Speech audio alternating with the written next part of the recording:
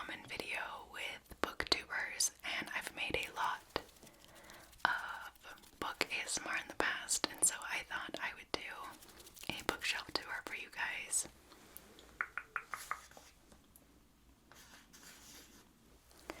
So I don't really know exactly which books I'm going to talk about. It's going to be a little improv-y, but I'm excited to show you guys. I have some books that I have talked about before in other videos, and I have books I haven't read yet, and I have books that will be completely new to you guys, so it should be fun. But before we get started, I wanted to give a huge shout out to this video sponsor, Audible. So at Audible, you can find the world's largest selection of audiobooks, podcasts, and other spoken word entertainment. They have a huge selection from bestsellers to new releases, thousands of podcasts. They really have something for everybody. Audible lets you enjoy all of your audio entertainment in one app. You'll always find the best of what you love or something new to discover. As an Audible member, you can choose one title a month to keep from their entire catalog, including the latest bestsellers and new releases. Members also get access to a growing selection of audiobooks, Audible originals, and podcasts. You can download them and listen to them anytime that you want. Also, if you have a New Year's resolution for 2022 for wellness or self-improvement, Audible also has a ton of content designed specifically for that, including things like guided meditations to help you relax. So right now I'm listening to Behave by Robert Sapolsky, and it's a non-fiction book that talks about why humans act the way they do. And I also have the physical copy because something I love about Audible is that I can read a chapter in my physical book, and then when I'm traveling or driving, I can listen to another chapter using Audible. So if you want to check out any of Audible's thousands of titles, you can visit audible.com/lavender or text lavender to 500-500 to start your 30-day free trial. So thank you so much, Audible, for sponsoring tonight's video once again. And let's get right to it. Okay guys, so let's get right into it. So if you've seen my other book videos, I used to have a really beautiful circular bookcase that was enormous, and I had so many books, but after moving to Mexico, I could only bring so many books with me, and I couldn't bring my bookshelf with me, and so I kind of downgraded to a smaller bookshelf. It's still beautiful, if you can see it. I bought it from like a local artisan, so I didn't buy it from IKEA. It's handmade, and yeah, I love it. I do miss my big circular one, but this one's cute too.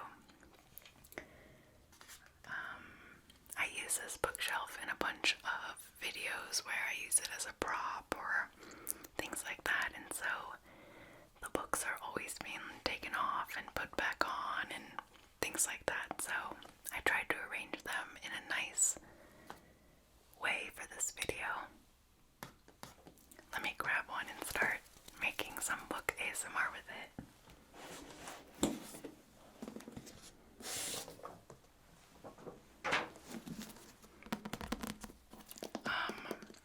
With my old bookshelf, I would color code it, but because I'm kind of moving this stuff around so often, you know,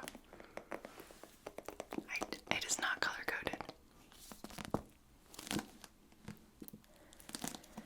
And like I said, I could only bring about half of my book collection to Mexico, so you're seeing kind of either my very favorites or ones that I brought along for videos or ones that I bought while living here.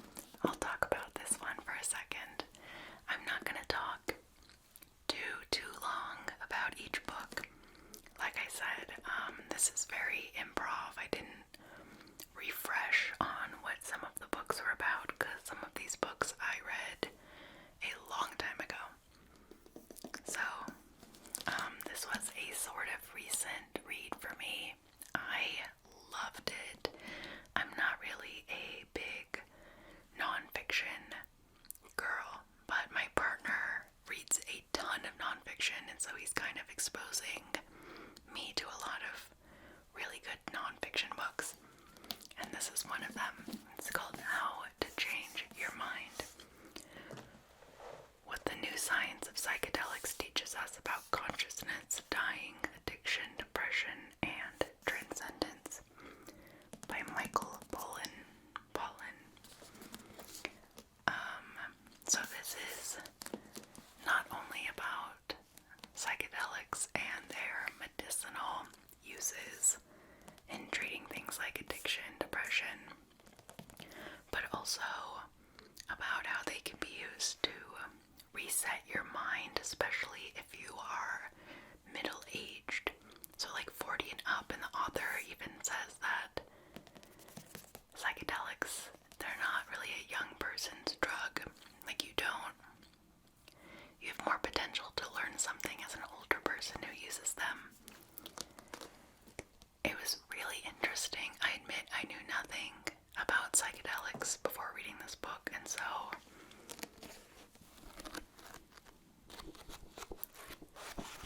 this was a lot of fun. I learned a bunch, even about like US drug policy and drug history.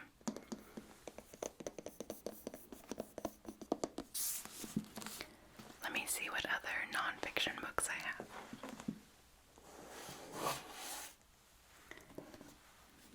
So, Evicted. I read this one like 9 years ago, maybe a long time ago. It's about poverty and profit in the American city.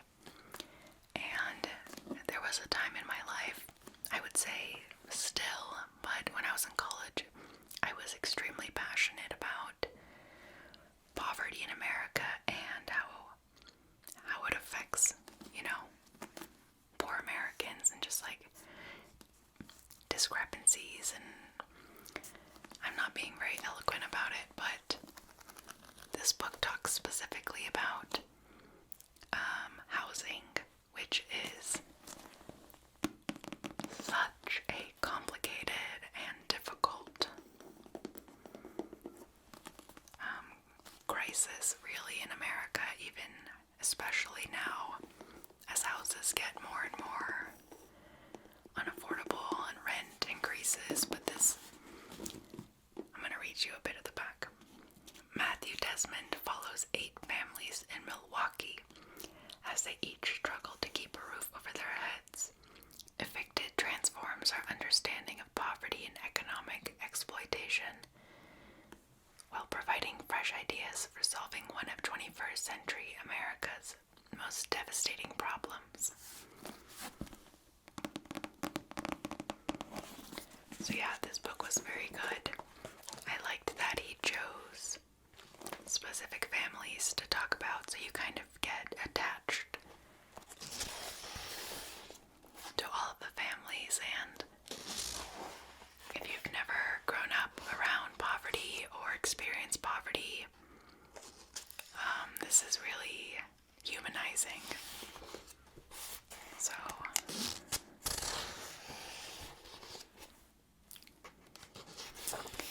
I really did like this book, and I thought a bit if I actually liked the fact he chose just one city, Milwaukee, to talk about. I thought it would have a broader scope. It does, but he focuses on Milwaukee. But I actually like that. I like that he really narrowed down his scope, because I feel like he became an expert in this one area rather than trying to address housing insecurity across the whole country. So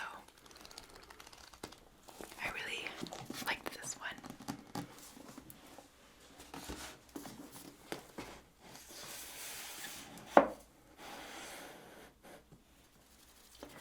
Let's see which book I will talk about next.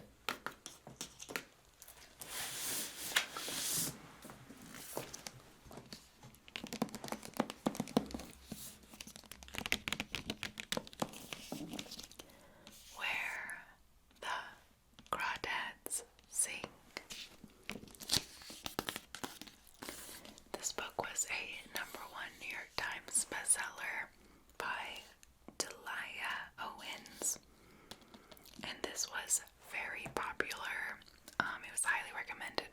several years, a few years ago. And so my mom, my sister, and I did like a little book club with this book where we read it and then talked about it after. I highly recommend doing that if you have friends who read or family who read. My entire family read so much. Like, I think I read a lot, but my brother and sister, they're twins, and they just devour books, especially my brother. He likes fantasy books, and I'm talking like books per week, like a lot, and my mom too. But anyways, we all three loved this book. I loved her writing, and I loved the southern setting. I wouldn't call it a historical book, but it does take place, I think maybe like 50 years ago, 60 years ago. It's been a minute since I read it, but I really liked it. I didn't love it. It felt like something was missing from it to make me truly love it, but I really liked it, and I really just loved the setting and the appreciation for, you know, the natural setting that the main character lives in. So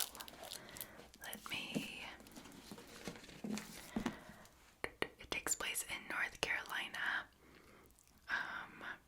Oh my gosh, it even says perfect for fans of Barbara Kingsolver.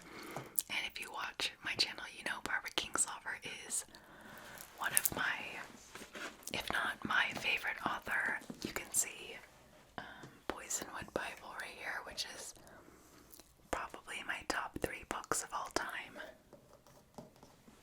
But yeah, I really like this book, and the cover is so beautiful, isn't it? I don't buy a ton of hardcover books, but I liked the cover enough to do it for this one.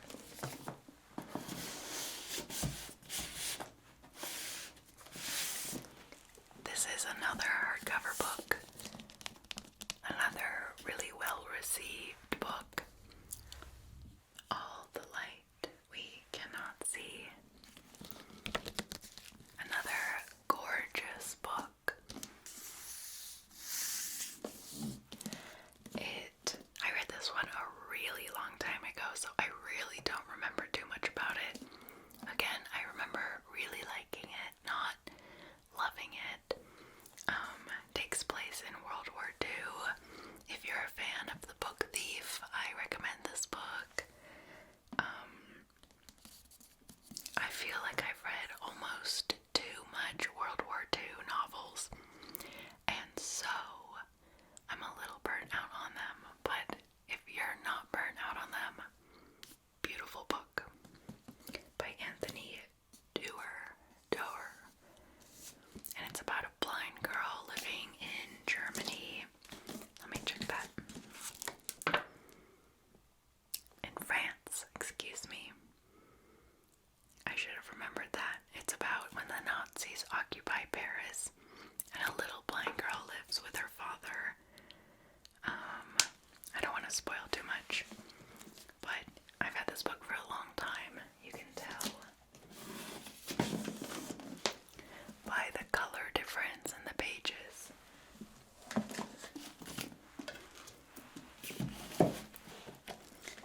But yeah, I liked it, didn't love it. Though my whole family criticizes me for being too picky with the books that I give like a 5 out of 5. I'm actually very, very picky with my books. I read a lot, and I have like a relatively high tolerance for like average books, but it takes a lot for a book to reach that like 5 out of 5 status for me. Not only does it have to be interesting and a good plot, but like I need the author to be able to write really well, which some people don't care so much about, like the prose of the author, but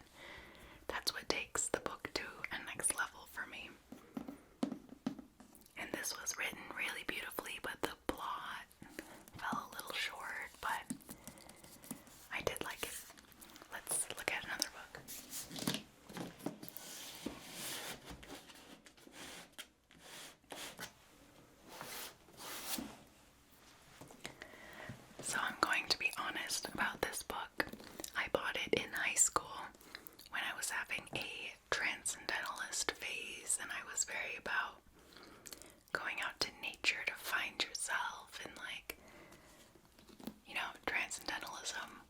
I bought this book in high school and I never read it. I feel like that's common for teenagers, but it's a pretty book, and now that I'm old enough to read Walden by Henry David Thoreau, I think I'd appreciate it more now.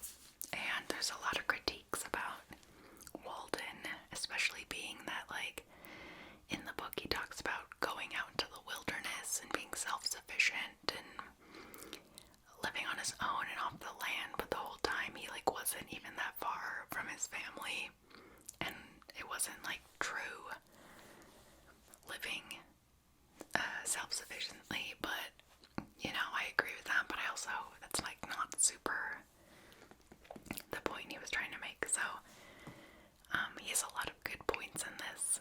I've read summaries and stuff. I haven't read the whole thing, so that's why I brought it here with me to Mexico, to encourage me to read it. If a man does not keep pace with his companions, perhaps it is because he hears a different drummer. Let him step to the music which he hears, however measured or far away.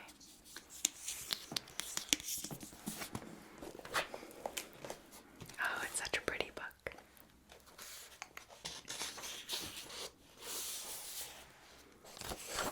And I believe Walden was a pond in a forest, Walden Pond. So I'm not gonna sit here and pretend that I've read this, because I have not. So let me check out what else I have here.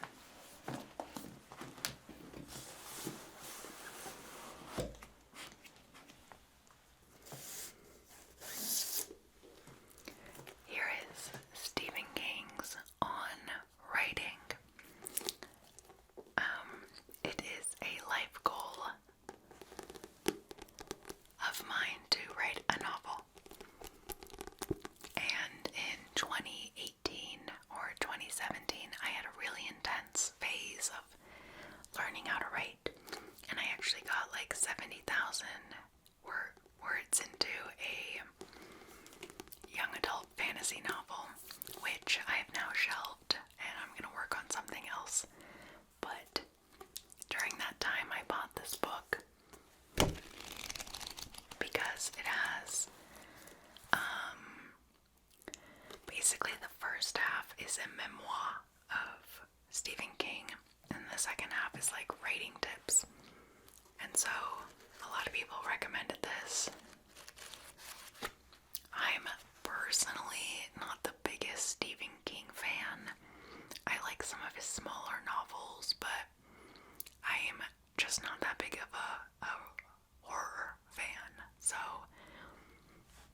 yeah, I didn't ever get into his horror fiction, but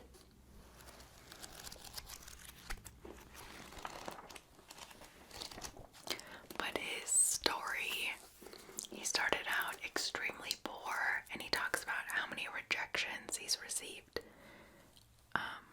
in the beginning. And so it's kind of encouraging to read about that as an author, because I feel like you're prepared for how difficult it is to get a book published. And I don't think I realized that until I read this book. I think a lot of people, especially young writers, are like, if I write a book, like, that's the hard part. Getting published isn't the hard part. And after reading this, I was like, getting published is the hard part. So someday I will really try to, you know, accomplish that goal of mine. A part of me is like, when my YouTube channel inevitably starts to die, because, you know, YouTube's very ephemeral. It's a new career. We don't know how long. Okay, I'm not gonna get too far into that, but in my head, I'm like, when my channel starts to die, I'm going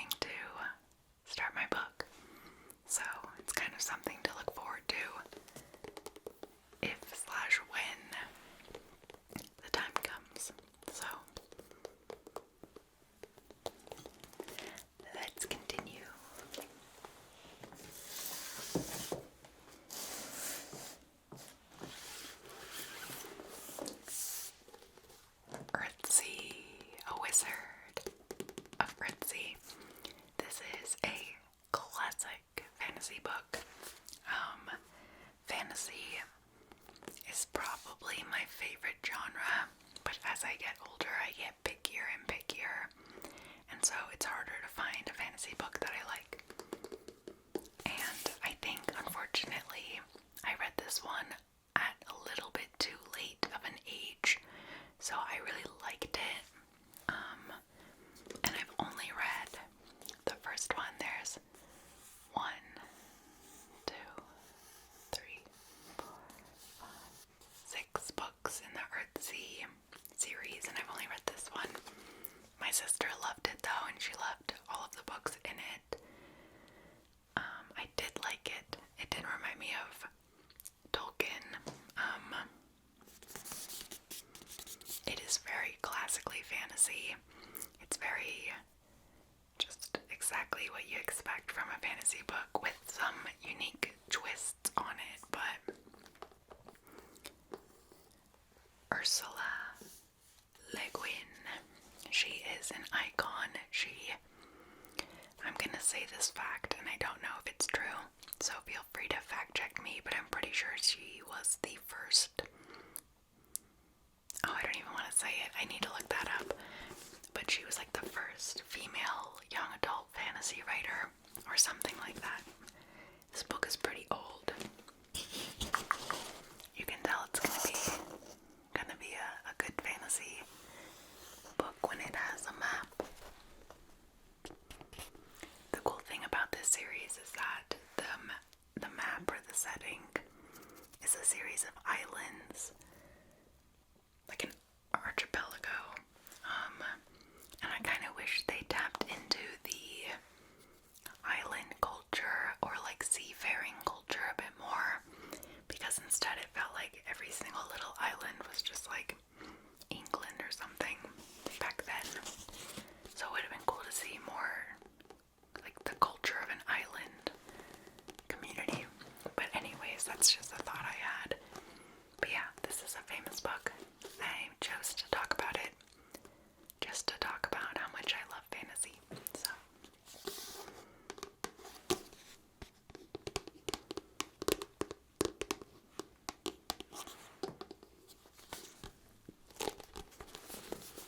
let me trace this.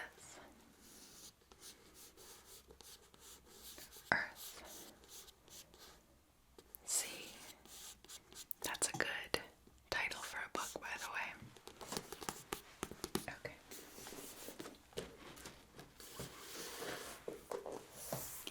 Here is a graphic novel called Fun Home that I really liked. Fun fact about me, but I love graphic novels. This is definitely an adult graphic novel, so it's not like a kid's comic. I really liked it. I really recommend it, especially if you're an adult and you haven't really experimented with graphic novels. This and Mouse, M-A-U-S, are great entry points into graphic novels. I used to be really into them, things like manga, which is like Japanese graphic novels, especially when I was a teenager and even into college. A little less now, but there's so much skill in creating a graphic novel. Like, not only do you have to write, but you have to draw. I mean, if you do both, some people write the plot and then someone else will draw it, but if they do both, that's so much talent. It blows my mind. So, in this groundbreaking, best-selling graphic memoir, Alison Bechdel charts her fraught relationship with her late father. In her hands, personal history becomes a work of amazing subtlety and power, written with controlled force and enlivened with humor, rich literary allusion, and heartbreaking detail. I'm scared to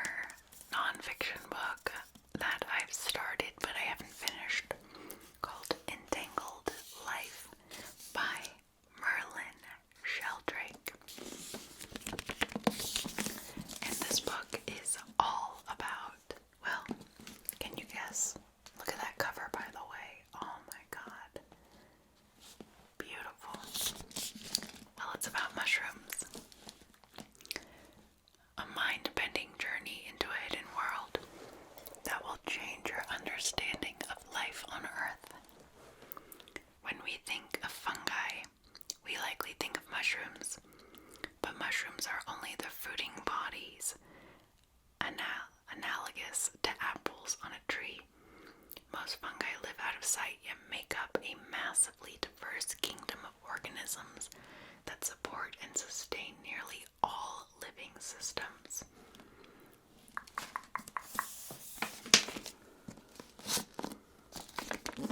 So, after reading How to Change Your Mind, me and my partner were both really fascinated with mushrooms, and so we got this book to read more about mushrooms, and we also got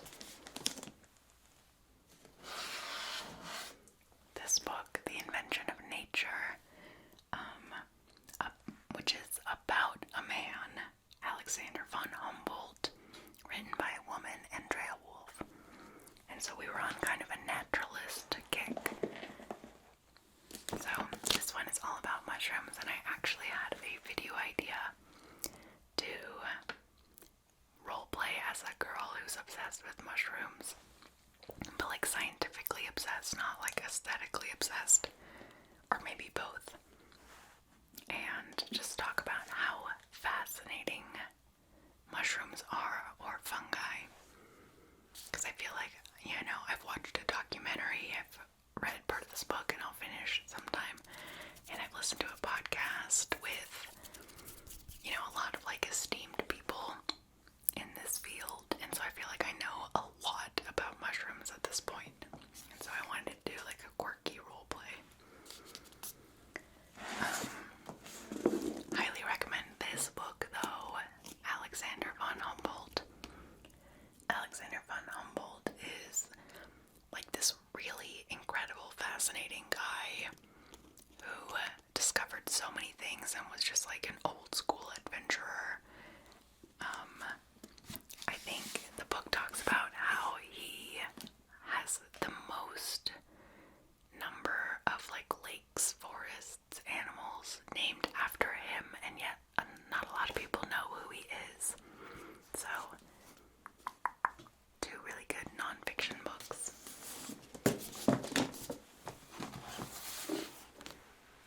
So I'm actually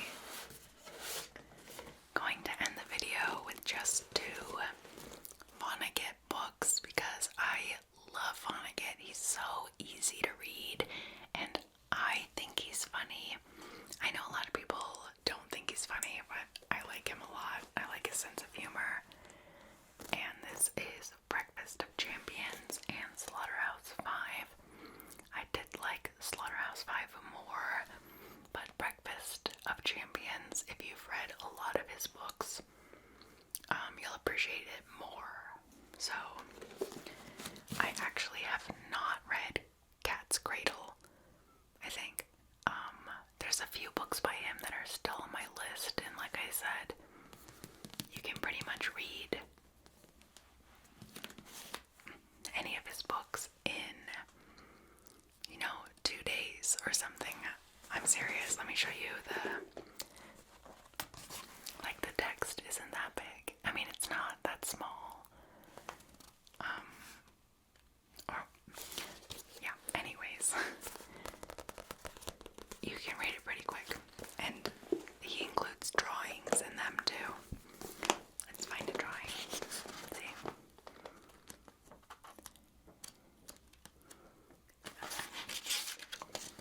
A lot of drawings, so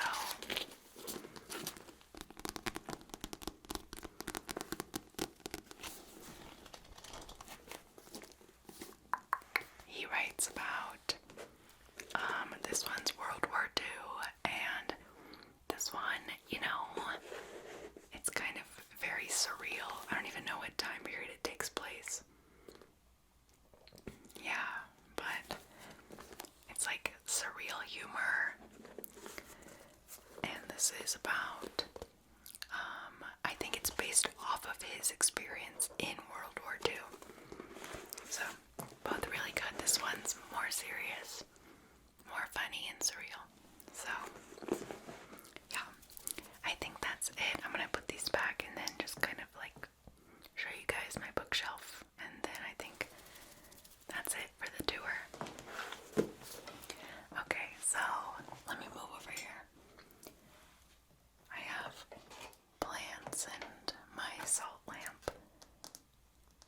love how it looks in videos. But yeah, we have books here and books here. We have John Steinbeck, which is top, one of my favorite authors as well. The Grapes of Wrath, though I do like East of Eden more. Catcher 22, another incredible book. Song of Achilles, incredible. Then down here, Their Eyes Were Watching God has some beautiful, beautiful writing. Half-Broke Horses, right here. A really good memoir that I liked. Princess Bride. Poisonwood Bible, incredible. Murakami, the only Murakami that I've read. Kafka on the Shore, so I still need to read some of his other stuff, and I've gotten a lot of comments recommending which Murakami I should read next. So I will be reading another of his. And then down here, which you can't see and I'm too scared to move you down, but we have some Sally Rooney, who's a fiction writer who I like. We have some Terry Pratchett,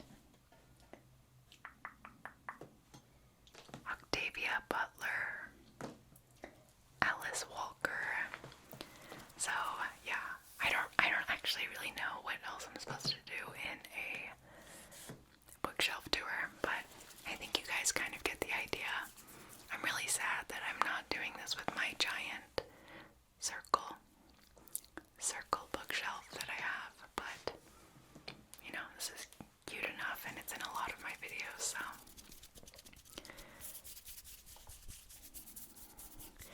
Well, thank you so much for spending this time with me. I absolutely love it when you guys talk about books in the comments and recommend books to each other, and I think it's a really cool little book community that we've created here. So, as always, leave recommendations or opinions on, you know, books. I mean, books and media in general are so interesting in that you can love something based on where you are in your life at the moment. And so I tend to be very forgiving of people who don't like the books I like because, you know, a book's theme or character's plot can affect a person differently depending on their experiences or where they are in their life. With that being said, yeah, I just love any kind of engagement you guys have with my book videos, and it really encourages me to make more, and it encourages me to read more. I'll be honest with you, you know, I love to read, but there are definitely periods in my life where I don't read for months at a time. Well, maybe not months at a time,